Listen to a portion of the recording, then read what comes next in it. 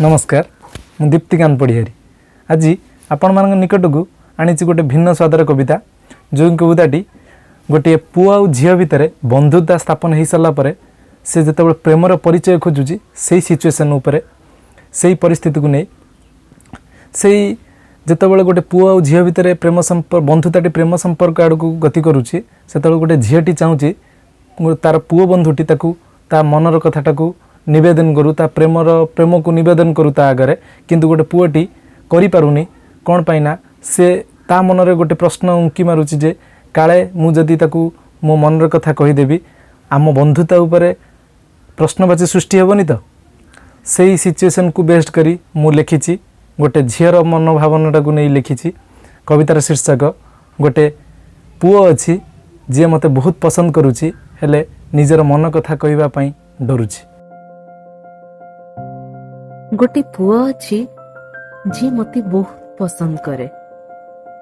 हेले आम संपर्क को प्रेमर नाम देवा पई डरे हुए तो से तार समस्त कथा मते कहथाई पारे हेले मो ठारू